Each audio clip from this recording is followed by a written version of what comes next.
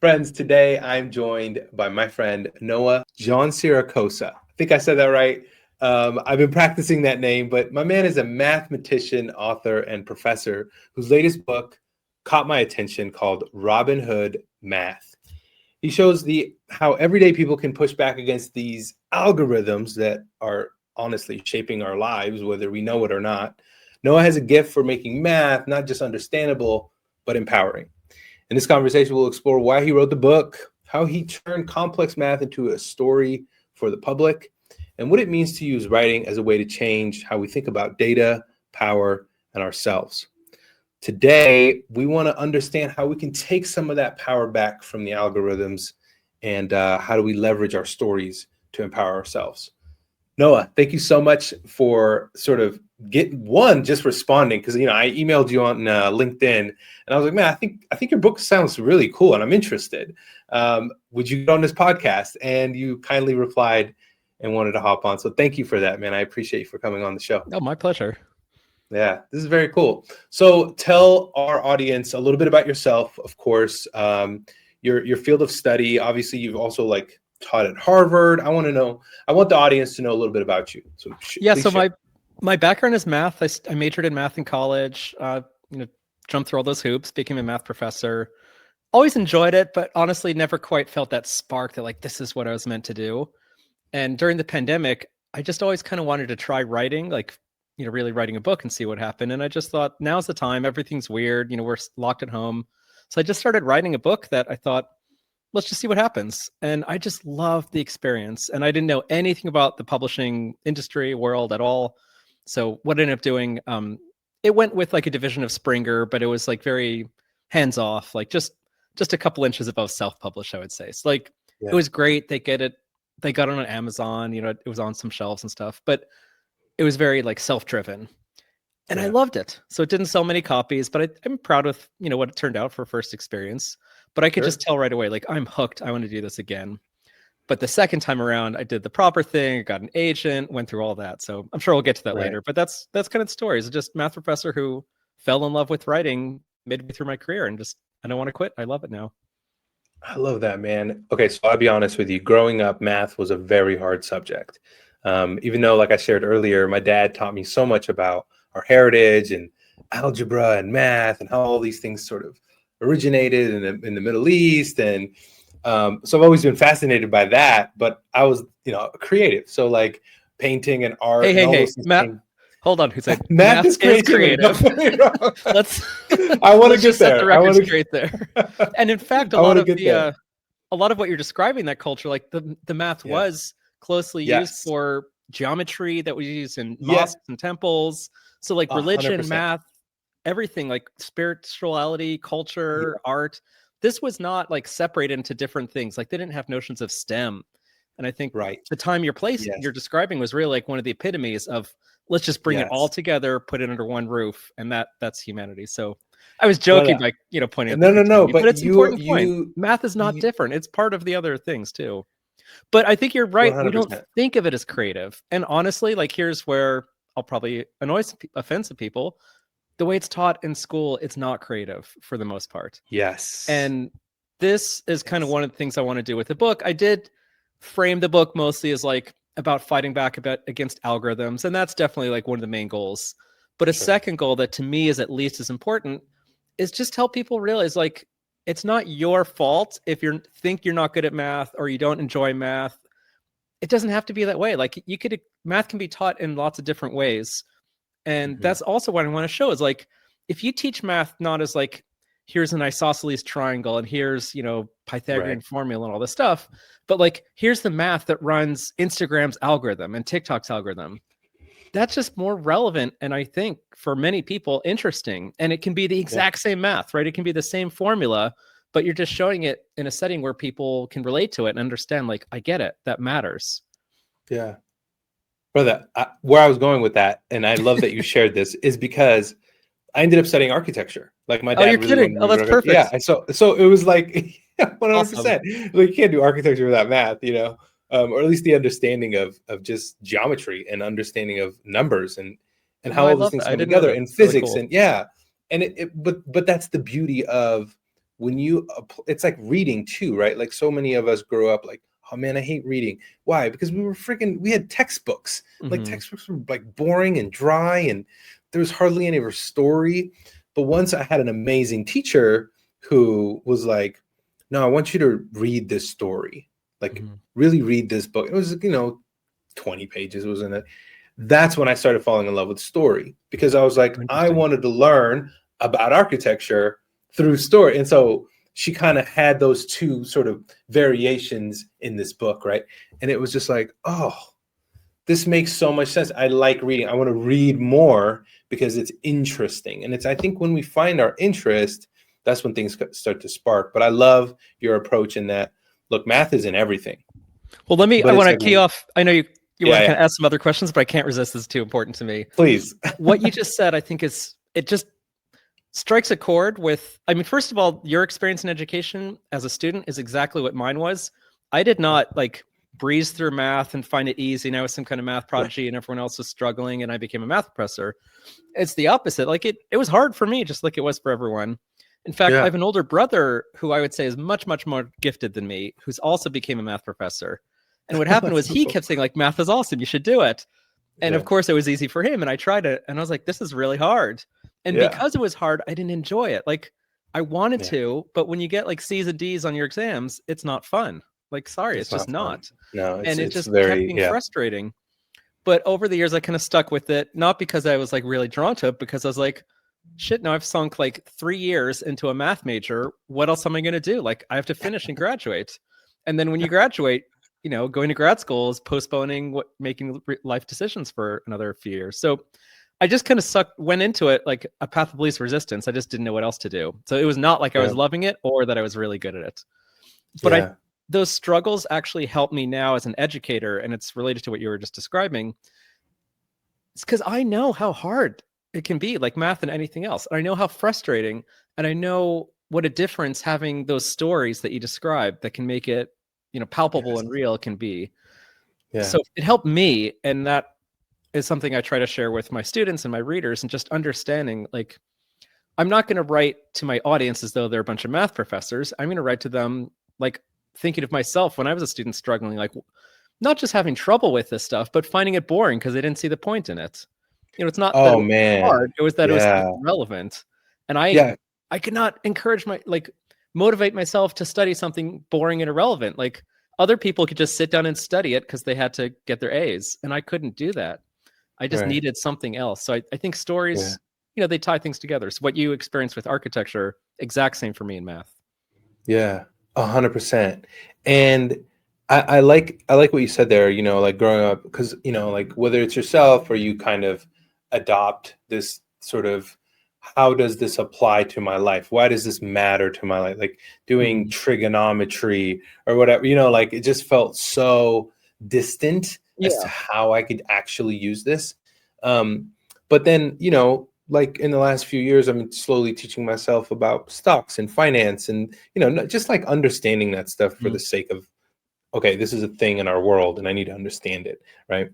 And, but yeah, like just opening up books and like learning from people who can tell stories about that stuff is always my favorite, because it's how I learn about the world. It's like you said, it's like, I'm actually, when you're speaking to your audience, when you're writing, especially in our writing world, like, right, you're actually thinking about the younger version of you, and you're just thinking about like the pain point. It's like, how can I actually tell this person how it matters in their life, but kind of weaving that into the lesson, as opposed to, just like this abstract notion of math, which is again powerful in of itself, but I think it becomes more emotional when a good professor or a teacher or whatever goes, you know what, you're probably going to need this if you're going to, like, I wanted to start a business when I was like young. I wanted to start like a coffee shop or whatever. And I can tell you still do. You did start a business, but I can tell you still want that definitely coffee did, shop. right? Like I definitely started all the things. But my teacher was like, this math is going to be really helpful for you when you do your accounting, I was like, oh, okay. So I got to pay attention to how this actually works, because it's going to propel me forward. So I love that notion of just connecting what you're good at to stories that can help people. Yeah, and a couple thoughts that come to mind from what you said, because I'm totally on the same page. One is, I think it's very tempting to think like, oh, what you're describing, what we're talking about is we need to really find curriculum that's useful, right? Like we need to teach math for stocks and bonds and math. Sure. And I agree we do, and I agree that helps. But I just want to open the door to go back to what you were saying earlier, like more with architecture. It's not just useful or relevant, like those help a lot, but anything that's interesting. So if I am an adult and I need to pay my bills and there's some math that helps me, I'm going to be more interested in that math than if it's some random thing about angles in a triangle. Sure. But there's also a lot of times when you just, as you said, like you love books and things, there's a lot of times people just get really interested in something and dive in, and it may not be useful in a practical sense, but if there's that interest. So I just want to say that, like, if you're like me, which it sounds like we're similar, and many people, we cannot learn if the subject is not interesting to us. Like, we're not going to just absorb boring knowledge that we don't see the point in. Yeah. But knowledge being relevant to our practical life is a really great way of making it interesting, but it's not the only way. So if there's a story that just opens your eyes and you think like, wow, that's so fascinating, you will turn on to the subject and learn it. If there's something you really want to do, like a lot of people, I would say younger than me, so maybe your age or younger, want to grow up to be social media influencers. They really want to understand these social media algorithms. So they're very motivated. So they're going to be a lot more interested in that context because it matters to them. But it might just also be interesting. Like they just might not have thought that there's cool math lurking in the algorithm. So part of it is, they want to master the algorithm and math might help. But part of it is just like, to me, at least, it's really cool that I've studied math for many years. And now I see math lurking in all these corners of society, influencing things that I just didn't realize. And so it's kind of fun to see math cropping up. But one other point I want to mention is, I've had some colleagues that are a little bit skeptical of the kind of approach you and I are talking about. Like, oh, well, if you're just going to teach like the fun, cool, useful stuff, basically their attitude is we're just giving kids dessert. And that leaves it to them to give them the vegetables, right? Like, okay, we get to teach the fun stuff like stocks and bonds, but who's going to teach them fractions and decimals? And my rebuttal to that, in case any listeners are thinking about that, and I think this is very relevant when you're as an author, like especially more like academic oriented author who's trying to reach the broader public. When I was first making this move to like, hey, I want to try to write for the wider public, I was thinking, is that kind of selling out? Like, oh, I'll just tell some fun math stories and, like, am I really teaching math or is it just taking the easy way out? But I realized here's my response to that, to the kind of skeptical approach that, oh, we need to teach them the hardcore, boring stuff, which is, I think our job as educators, and that could be educators in the classroom, it could be educators hosting a podcast like you're doing, it could be educators, people who write a book. So educators in the broadest sense. I think our job is to spark that curiosity and interest. Once people have that, I think they will be able to educate themselves. So in the context of math, I don't think my job is really to teach students fractions. I don't teach elementary and high school stuff, but imagine I did. My job is not to teach fractions or quadratic formula and stuff like that. My job is to show them that math can be really fun and interesting and exciting and useful so that they want to learn fractions and the quadratic formula, et cetera. But I don't think my job is to just like download information to their brain. It's to turn them on so that they want to do that. And I think that's what we have to think about as being an author is you're not trying to convey content. You're trying to excite, light that spark. And then they can finish your book and put it down and they'll pick up that more rigorous book where they learn all the details. So don't feel like you have to cover everything. Feel like you have to motivate them to want to pick up the next book on the subject.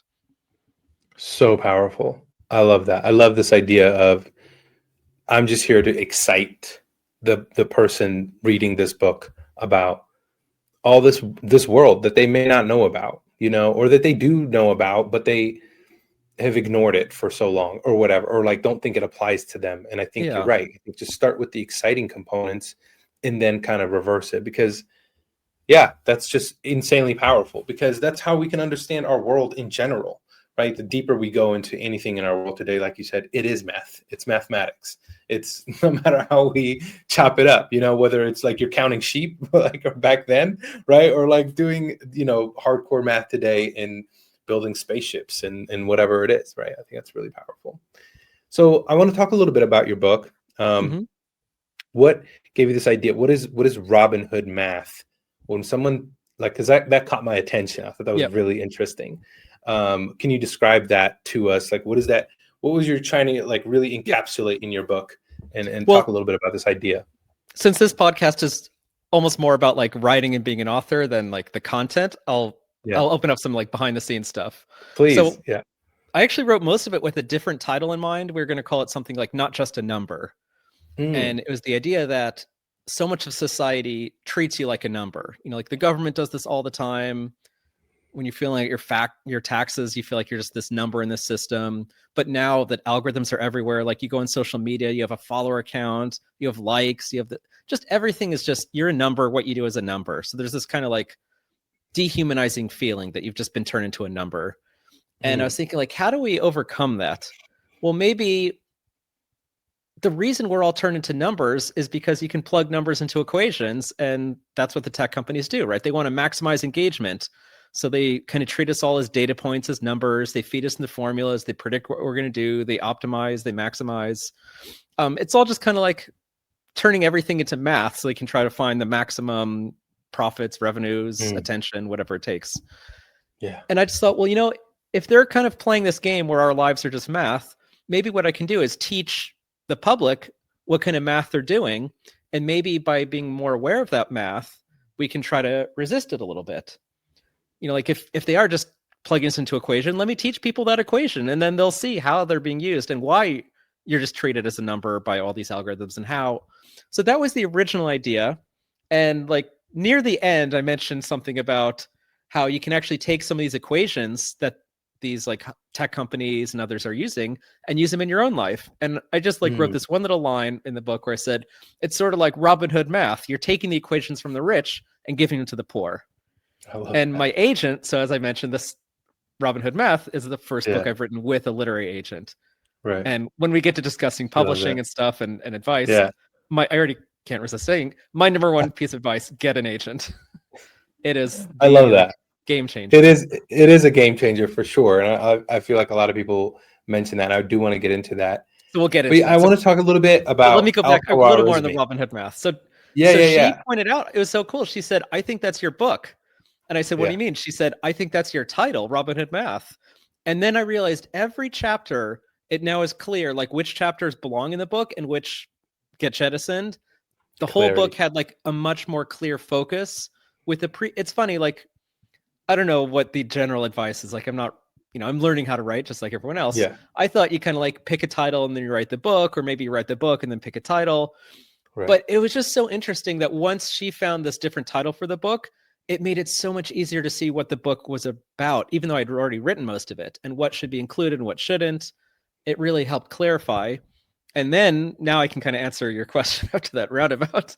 So, what it is about, I realized it's actually about more than just algorithms. So, that comes up, and that's in the subtitle we went with about fighting back against the algorithms. But I realized it's actually a more broad thing of math education, of just the whole book is how we can take math from the elites, from government statisticians, from tech entrepreneurs, from quants on Wall Street. There's just so many sectors of society now where the people at the top are there because they're really good at math and they're using math. And I feel like there's a lot of people, like you consider yourself a creative rather than a mathy person. And, it's kind of giving you a hard time about that. But I do feel like this is a shame that you consider an us versus them thing. Like, oh, those are the mathy guys. Yeah, of course they're like the Elon Musks and they have billions of dollars. I'm an artist. I'm struggling. I'm doing my thing. I have my business.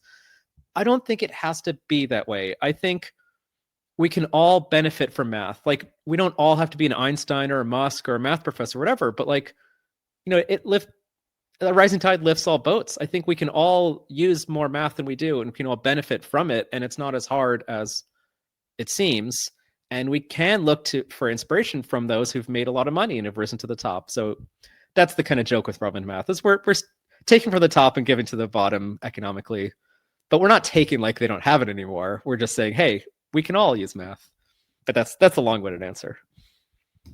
No, I love that so much, and it resonated with me when I first saw your book. When it kind of just came across my LinkedIn, and I can't remember one of my people's like commented on your book or something, and I Okay. was like, oh man, this is good. Like I just like fell in love with the title because The I funny got it. thing I is was like, all really these cool. like serendipitous things happen because of some algorithm, right? Some LinkedIn algorithm decided to show you Yeah, that. So I think it's so funny that because like I always meet people and yeah, talk to them and all this stuff. It's because of some algorithm. So it is kind yeah, of funny. The book is sort of about these algorithms, but even studying them and it's writing them, these interesting. algorithms are mysterious. It's not like I know everything about them.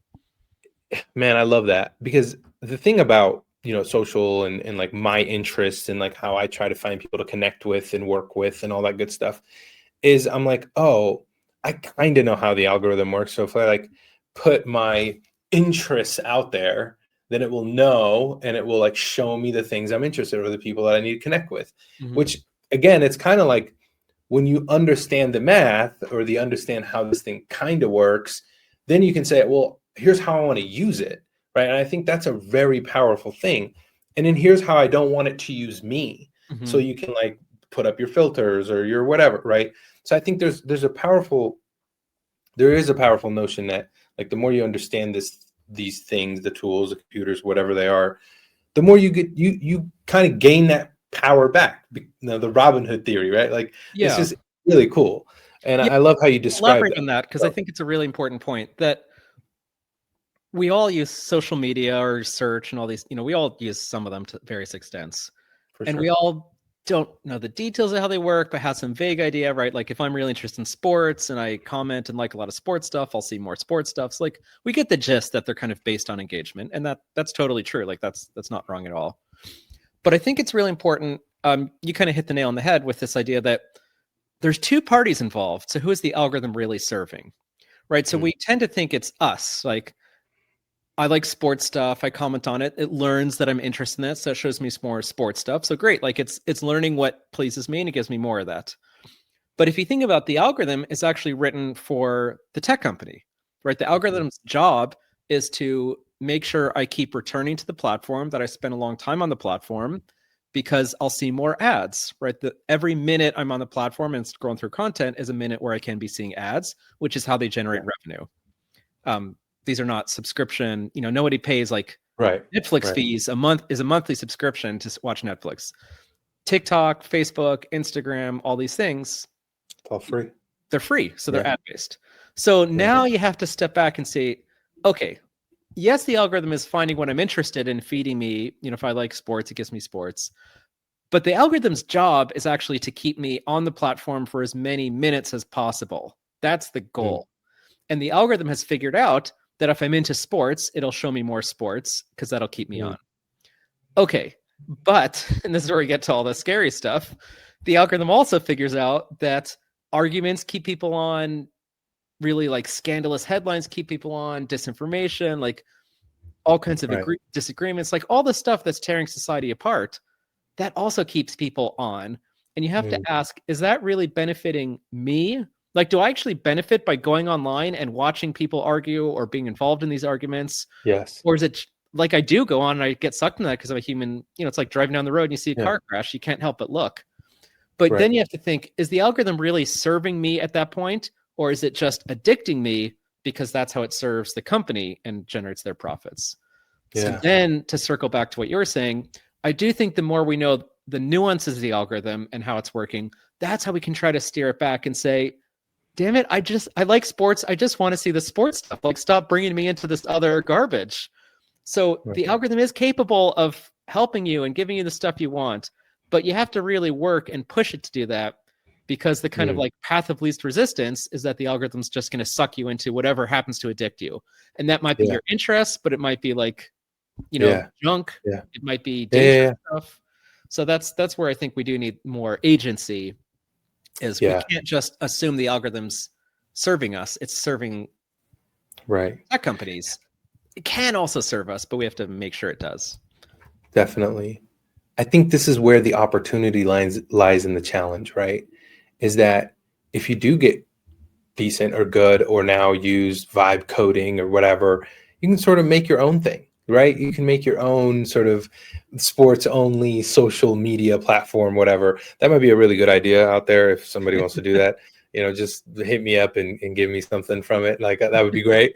But like, honestly though, this is the power of like learning. If you are like more inclined to understand algorithms and math and all these kinds of things. And then today with AI, you can leverage these things for good. There is an optimistic perspective in all of this. We can take that control back and like develop our own little slice of the thing that we think is interesting or that other people might be interested in. I think that's really cool. I think this is where the power lies. And I love that. I love that how your book sort of is to me, it was kind of like a reminder in that there is this really powerful thing, but anyone can do this. Like technically anyone can do this. And especially now with the power of the tools that we have, right? And it's like, if you can take what you're interested in, combine it with some math, combine it with these tools and see the opportunity as opposed to the challenges. I think, again, maybe it's an app that you download that overlays your social media and just protects you from all these things. And so you're not constantly exposed to, like, again, there's a lot of opportunity right behind those challenges. And I think by understanding what you are trying to share in like how we see math, it's really powerful. And I think I honestly didn't see it that way, right? Like most of us on a daily basis, we don't see it that way. Yeah. And honestly, I didn't either. Like how many years had I been a math professor, totally unaware that like the very math I've been studying and teaching could be, is used like ruling my life. Yeah. And could be help people. I just like, I didn't know. Yeah. So don't feel bad that you didn't know. None, Yeah. I think we're also opening up our eyes, but it takes people like yourself who are like, you know what, I'm going to do something sort of non-math, which is like writing. But I'm going to use those things and tools and stories and whatever, and like do something for me. Like I want to do something that I haven't done or that I found interesting. And there you are, like trying to become a better writer, trying to become a better storyteller, whatever, but you're infusing the power of math behind that. And I think that's just so cool, because the world I'm in, right, is there's a lot of experts out there, amazing people, incredible minds. Like I meet some of the most amazing people like yourself. And, they are all, whether they've wrestled with, like you put out a book and then put out another, or they're wrestling with it, and I always tell people like, man, just write to your younger self, right? Like your younger self probably faced a lot of those problems, or a lot of you've entangled yourself with a lot of those challenges, but you came out on the other end and like you solved some of those. But there's always someone else to some degree, to some perspective. Like, man, I have a refugee story. And sometimes I think like no one in the audience is listening, but I can't tell you how many times people come up to me after a talk or after I do a thing or a video or whatever, and they'll email me or call me or just like in a talk and say, you literally told my childhood story. Like, thank you. Like I'm an immigrant or I'm a refugee. My mom did this. And it's so powerful because you realize like, oh, I don't have this refugee. I have a human story, that like other people can connect to. And I think it's really powerful. Anyways, I don't mean to keep talking here, but I think it's really cool what your challenge was and the opportunity that laid behind it. So I do want to talk a little bit about. Go ahead. I can't pass that up because it's just too interesting. I think there are a lot of like I represent in this interview here an academic who had some expertise and decided they wanted to write a book and had to figure out like, what exactly do I write and how do I reach an audience and how do I do this? Yeah. I think there's a lot of academics like that. Like since I've been writing, guess what? Like the number one question I meet when I talk to my colleagues at my university and elsewhere is in math and other subjects. Like that's really cool. Like I have an idea, either like I have an idea for a book, but I don't know how to write it, or like I would love to try writing, but I don't know like how do you start? Everyone, either newspaper op-eds or books, like so many people want to write, so many academics, I should say, want to write for a larger audience and just don't know how to get there. And I think one of the big steps is kind of figuring out my biggest mistake when I was starting out, and what my agent helped me corrected many, many times, is I would always put myself first and like, what am I excited about that I want to share? Like I'm a professor of geometry. What's a really cool geometry thing that I can tell people about? And that's just too one-sided. Like it's me trying to like force information on others. Maybe some people would be interested in that, but it's just like not thinking about them and the listener. It's thinking about what I want to talk about. And what my agent really helped me understand is you have to think about the audience. Like they go in a bookstore or the library, there are so many books that probably are really interesting. Which one or ones are they going to pick? It has to be something that grabs them, that appeals to them, that's like interests them. Not a book that, if they bought and went home and sat and read, they'd be like, wow, that's really interesting. I didn't expect it. Because there's a million books like that, unfortunately. So to really think about them, like, what do people need now? And so my agent really helped me think, like, look, you have a math background. Everyone is interacting with algorithms, right? AI, search, web search, social media, everyone interacts with algorithms. Algorithms are all kind of written in the language of math. Can we help these people? And that's such a different way of thinking, like, what's the math that I find interesting that I want to share?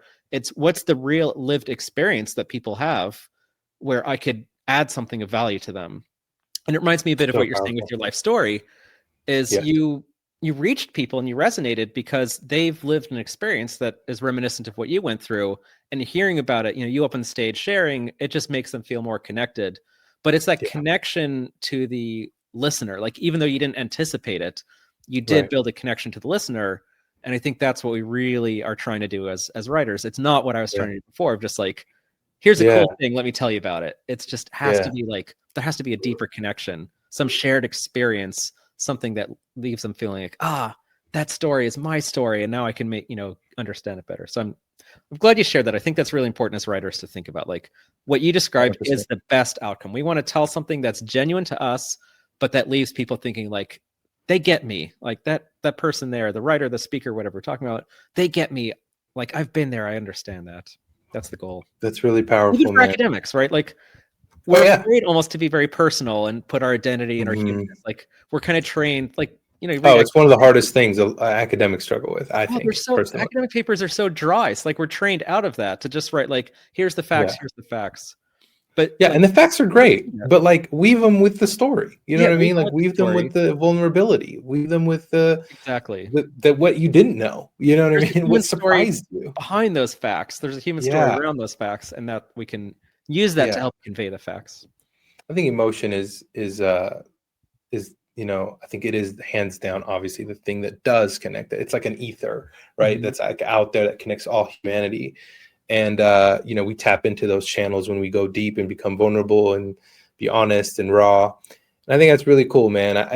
You said it earlier, like, I wrote the book and then I was like, what was the things that I was struggling with and how do I make this relatable? So you did start to think about the audience, in a way that made your work interesting. So I do want to ask you, because I'm sure a lot of people are out there thinking, like, okay, that's great. Like, how do I think about my expertise, and like, how do I even go about finding an agent? Like, that's really hard for some people, like for most writers, right? How do I go about maybe building a small platform or market my thing? Like, how do I think about that stuff? And how did you think about that stuff? Yeah, I mean, I was starting with nothing. I had no platform, like, just, math professor. I was not at Harvard. I was didn't have no platform, just a regular academic out there.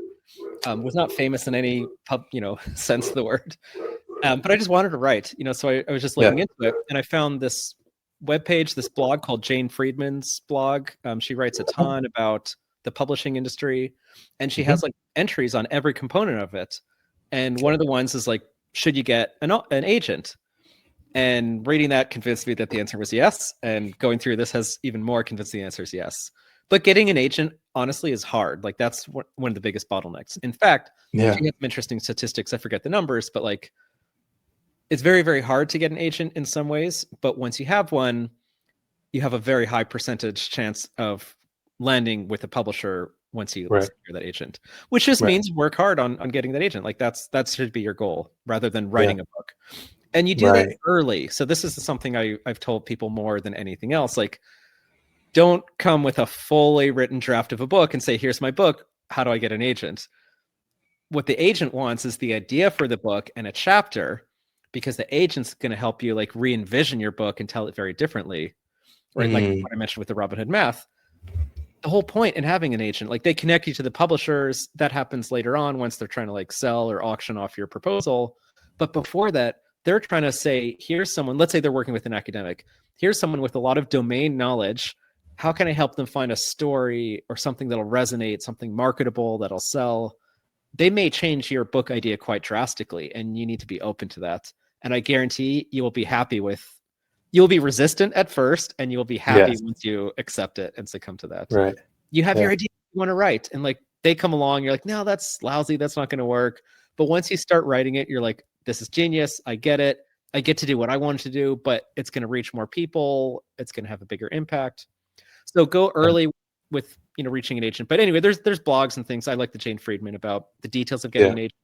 But the basic thing is you just kind of, you look at samples of others, you think about what you want to tell, and the sample query letters, they're called. These are the things you send up to the agents. They're about the book, but they're not just like go into great detail explaining all the like findings and things you're going to share, right? This is not like an NSF grant proposal. A lot of it is, what's your platform? What's your marketing plan? What's your publicity? Stuff that as an academic, you've probably never thought of. I hadn't. And I had to be honest and say, like, I don't have much of this, but this is what I'm thinking, and, kind of work with that. Right. I'd say the agent just makes all the difference. It's hard to get one, but once you do, it's how long did it take you to get an agent, if you don't mind me asking? Because this is a very big component. I always tell people it takes time, and time varies, but how about like for your experience? Well, so for my first book, I again knew nothing about publishing at the time. I'd drafted maybe half of it before I even learned that agents are a thing. I felt like athletes have agents. I didn't think like someone writing a right. So I was about halfway through and just like writing whatever I wanted. I wasn't thinking about marketability. I just like, I want to write what I want to write. Then I was like, oh, agent sounds cool. So I learned from the Jane Friedman blog. Like I looked at a sample proposal, query letter, and I kind of drafted one, sent it out. And the advice she had, which I think makes a lot of sense, is you're only allowed to query an agent once for a given project. So don't like find 40 agents and send your query to all of them, because if they all pass on it, you're hosed. Like that's it. So what you do is like start with 10. And if there's no interest, then you can go back and change it. Maybe some of them will even decline it and say, oh, looks good, but I'm looking for something that has a bit more emotional heft or something. Then you can go back and put that in. Then you can do another batch. So you kind of just do it in batches so you can try to get some feedback and try different things. You don't want to send the same query letter to every possible agent, because then you're closing too many doors at once. So I sent it to like 12 in my first batch. Every single one rejected or just didn't reply, except for one had an interesting reply. She said, I think you have promise as a writer. I'd be happy to, potentially work with you, just not on this project. I don't think this is going to sell. It's too academic.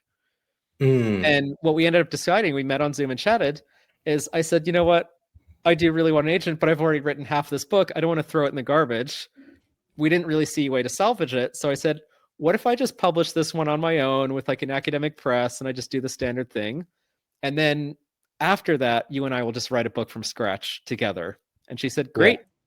So that's awesome. The answer to your question is I actually got an agent pretty quickly, but I didn't work with her for like 2.5 years. Wow. Then I don't know if she just thought I was going to forget or I would forget, but like 2.5 years later, I said, hey, you still have to write a book? And she said, yeah, let's do it. So she and I brainstormed together the Robin Hood math. Like this was not my idea for a book. This was the agent and I fully, equally collaborating, coming up with an idea for a book from scratch. And I love that. Like beautiful. that's the best way to go. Man, that's so cool. I love it. Thank you for sharing that, first of all. Oh, here's something else that's cool. So she did great. Like she helped me so much. We ended up getting a really nice, it's a division of Penguins. Like everything worked out well. I'm very happy with it. That's awesome. And I'm not trying to like brag. I'm just like, it worked out way better than I expected. But what I love, she's actually, so she mostly does science nonfiction. That's her focus. She's actually a high school science teacher and does literary agent as a part-time job on the side. What? That is really cool. I love that. What I love is it's not like some agents are like the really big, like old man smoking the cigar, kind of like wheeling a deal. Like right. She actually worked as an editor for many years. So like she had industry experience, but then she quit, does the science teaching. But I just love that like she's not, a top super famous agent. Like there's some agents that always get the big deals and all the auctions and stuff. Sure. She's not one of these like super famous big dogs. And yet it Sure. worked out great. Like, I'm so happy with the Yeah. deal we got. I love the publisher, the editor. Like, there's nothing I would change about it. And this is working with That's a so science cool. teacher who just does this as a side gig. So this is Man, my that advice is so here. amazing. Like, Yeah. don't get hung up on prestige, on like, all this stuff. Like, if you have a good fit as far as Mhm. agents, editors, anything, like if you have a good fit with someone and you see eye to eye, just, trust your instincts and go with it. Don't feel like you have to have the famous one. Because Sure. honestly, like, I was and am not famous. Like, if I were, first of all, the famous people wouldn't work with me. And even if they did, how much time are they going to spend on me, a math professor, when they have all these big shot authors? Versus this agent, she was like excited to work with me and put a lot of time into it. So Yeah. just be mindful of all That's these things. really Like, powerful. you might be a big dog in big fish in a small pond, and that can be great.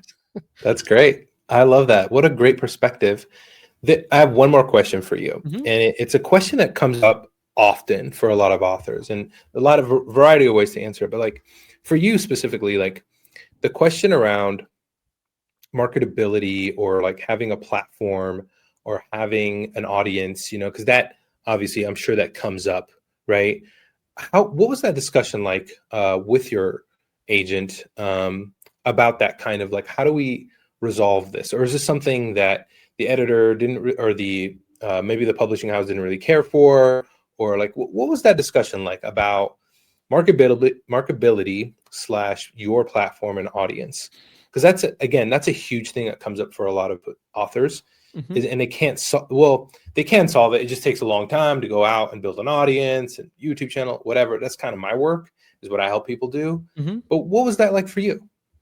Yeah, great question. So first of all, I know nothing about the fiction world, so this is just going to be squarely a nonfiction. Right. Nonfiction. Yeah. And Sure. even nonfiction, like, I forget the words, narrative, but like kind of like sciencey, pop science kind of nonfiction. So I don't know about memoirs and stuff. So this is not necessarily universal. Sure. But what my agent said when I didn't have like a big social media following, but what I did have was on Twitter. And then I kind of like abandoned Twitter. So I basically had nothing. I was like, what do I do? Like, so I asked my agent. I'd written a few op-eds for newspapers after my first book, the one that was more kind of academic, self-publishing. Sure. So that gives credentials, but like, how many people really read those? It's not, a platform. Sure. But what my agent said that really gave me some confidence was, what's really challenging and not insurmountable, but challenging, is when the author doesn't have like intrinsic established credentials or a platform, right? It's like, you don't have to be an expert if you have like a big TikTok following. Like, people know what you're providing and they can, they're into that. On the other hand, you could be a professor and not have like much of a social media or other following or presence, but you're a professor, so at least you have the credentials. Right? It's like if you're an expert on chemistry and you write a book about some chemical that's really important or interesting, like, okay, you don't have that platform as far as built-in audience, but you have the established credentials.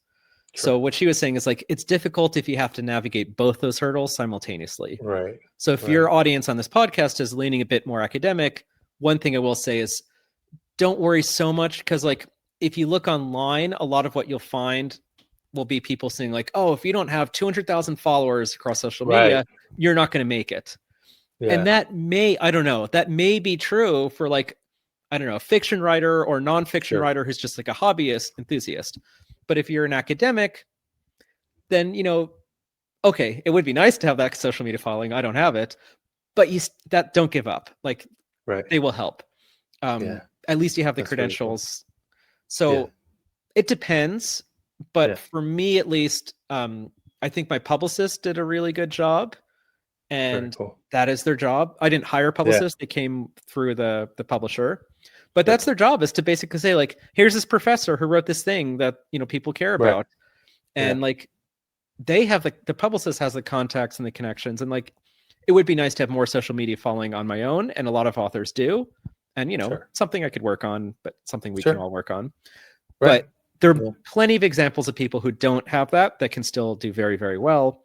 In fact, sometimes when I was building a bit of Twitter following, it was so time consuming that like, I was so sucked in. When was I actually writing or doing the deep thinking or anything else? So you can get so caught up in like constantly producing content that you it distracts you from your main goal. Like maybe you lose sight that, oh, I was just doing social media to help with my book. And then next thing you know, all you're thinking about is social media and you forgot about your book. So you just have to balance it. But I would just say there's different avenues. And, if you have an interesting story to tell, and it's going to be hard on your own without anything. But if you have a social media following, that's great. If you have a publicist through your publisher, that's also great. They will tell the people who need to know that this person, they'll contact bookstores, they'll contact libraries, they'll contact newspapers, podcasts. Yeah. They'll get you out there. So if there's interest, they'll connect you. Yeah. So powerful. Man, you've shared so many great insights. I think this is going to be super helpful as an episode for our audience. And I think I love what you wrote about, man. I it's a hard topic to write about, like math, right?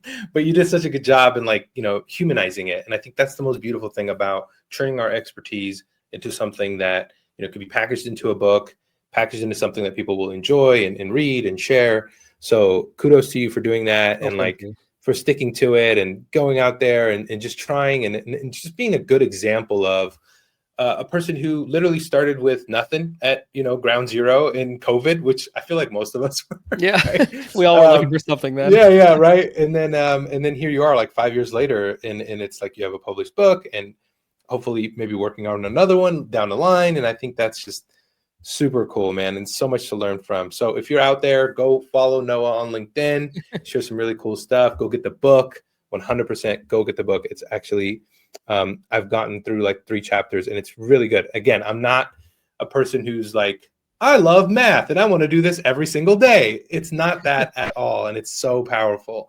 So thank you again for putting pen to paper, my friend. I really appreciate you. Thank you for coming on the show. Even though we were strangers, I feel like I've met a friend. Yeah, so thanks for that today. That's wonderful. Very cool. Noah, appreciate you, my friend. Have a good rest of your afternoon. Thanks for having me.